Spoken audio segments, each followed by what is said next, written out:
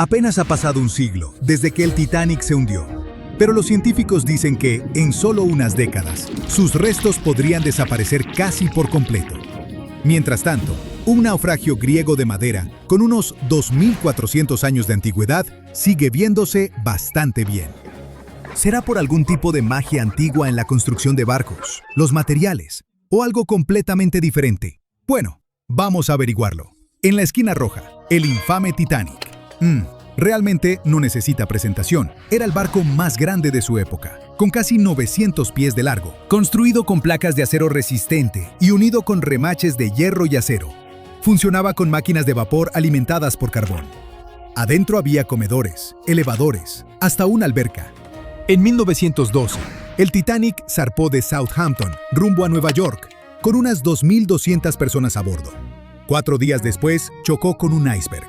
El casco se abrió, el agua entró a raudales y el barco insumergible se fue al fondo del Atlántico Norte, a casi 2,5 millas de profundidad.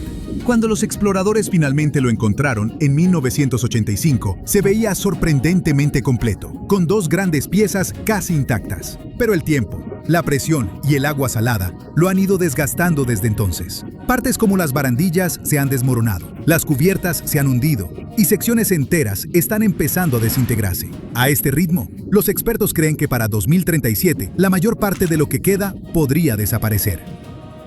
Mientras tanto, en la esquina azul está el retador griego. En 2018, investigadores que exploraban el Mar Negro hicieron un descubrimiento muy diferente. A unos 6.600 pies bajo la superficie, encontraron un barco mercante griego que se hundió alrededor del 400 a.C.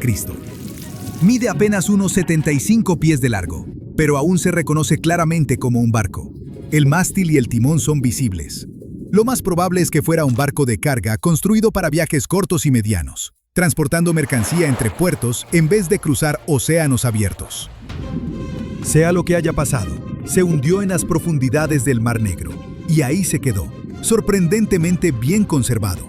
La madera no se ha desintegrado, y la forma del barco aún se reconoce fácilmente, incluso después de tanto tiempo. Parece imposible, pero la explicación es realmente genial. En casi cualquier situación, la madera es mucho menos resistente que el acero. El acero es uno de los materiales más resistentes que el ser humano ha creado. Puede soportar presiones enormes y cargas pesadas durante años. Por eso los barcos modernos, los rascacielos y los puentes se construyen con él. La madera es suave, flexible y mucho más débil. Se deteriora bastante rápido, sobre todo cuando se expone a la luz solar, el oxígeno y el agua. Los naufragios de madera están condenados a desintegrarse tarde o temprano. El agua salada se filtra, las fibras se descomponen y los organismos vivos empiezan a devorarla. En mares cálidos y poco profundos, la madera se convierte en alimento para los gusanos de barco. Bueno, en realidad no son gusanos, sino moluscos que perforan la madera como termitas submarinas. Se alimentan de barcos de madera y en solo un par de décadas, ¡puf!, desaparecen. Así que, por toda lógica, el Titanic, hecho de acero sólido, debería ser el que más dure, y el barco griego, hecho de madera, debería haberse vuelto polvo hace siglos. Pero eso solo aplica cuando ambos están expuestos a un ambiente similar. Los restos del Titanic están en el Atlántico Norte. Es uno de los ambientes más hostiles de la Tierra. El naufragio yace a unos 12.500 pies de profundidad, donde la presión es más de 370 veces mayor que en la superficie. Las temperaturas rondan apenas por encima del punto de congelación, y el agua está cargada de sal y oxígeno disuelto. Cuando el hierro y el acero se encuentran con el oxígeno y el agua salada, forman óxido de hierro, es decir, herrumbre. Pero el deterioro del Titanic no es solo químico, también es biológico. En los años 90, los científicos descubrieron unas bacterias especiales en el naufragio llamadas Alomonas titanicae. Estos microbios se alimentan del metal mismo, formando estructuras frágiles con forma de estalactita llamadas rústicles. Los rústicles pueden parecer sólidos, pero son frágiles y huecos, como coral hecho de óxido. Conforme crecen, se desprenden, llevándose pedazos del barco con ellos. Cada rústicle que cae significa que un poco más del Titanic desaparece. Si a eso le sumas las fuertes corrientes submarinas y la presión de las profundidades, es fácil entender por qué el naufragio se está desmoronando lentamente. El Mar Negro, por otro lado, tiene características fascinantes que lo hacen único. Su estructura es como un pastel de capas gigante, hecho de 2 océanos completamente diferentes apilados uno sobre otro. Arriba tienes agua de mar normal, llena de oxígeno y vida marina. Pero por debajo de unos 600 pies es todo lo contrario. La capa más profunda es densa, salada y está completamente aislada de la superficie. Los científicos lo llaman estratificación, lo que significa que las capas casi no se mezclan, algo así como el aceite y el vinagre cuando se asientan en una botella. Eso pasa porque los ríos de un lado traen mucha agua dulce, mientras que el agua salada del Mediterráneo se cuela por un paso angosto cerca de Turquía. El agua dulce flota encima porque es más ligera, atrapando la capa más pesada y salada debajo. Ahora viene lo interesante. Esa capa inferior ha estado sellada durante miles de años. No le llega oxígeno, así que la vida marina que depende de él no puede sobrevivir. En su lugar, está llena de sulfuro de hidrógeno, un gas producido por bacterias que se alimentan de materia orgánica en descomposición. En otras palabras, el ambiente ayuda a conservar los materiales al prevenir la descomposición biológica típica. Sin oxígeno, ni criaturas vivas que se alimenten de madera o metal. Lo que se hunde ahí básicamente queda congelado en el tiempo, por mucho tiempo. Y realmente funciona. Incluso cosas delicadas como cuerdas, cuero y telas han sobrevivido a esas profundidades. Por eso los arqueólogos aman este lugar. Han registrado más de 60 naufragios, griegos, romanos, bizantinos y otomanos. Muchos de ellos notablemente bien conservados. Los constructores de barcos antiguos eran verdaderos artistas.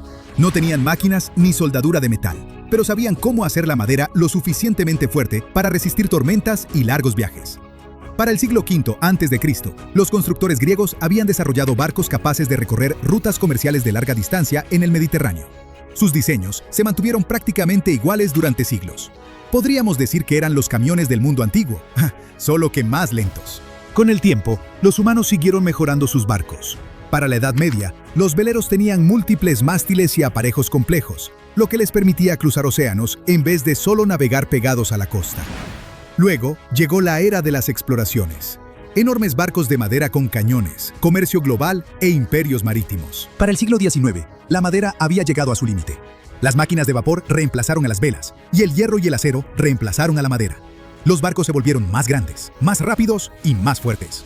Cuando el Titanic fue construido en 1912, representaba la cúspide absoluta de la tecnología naval. Hasta tenía electricidad. Aunque el Titanic no se hubiera hundido, de todas formas, no estaría navegando hoy. Quizás sería un museo flotante, pero una cosa es segura. La película habría sido muy diferente.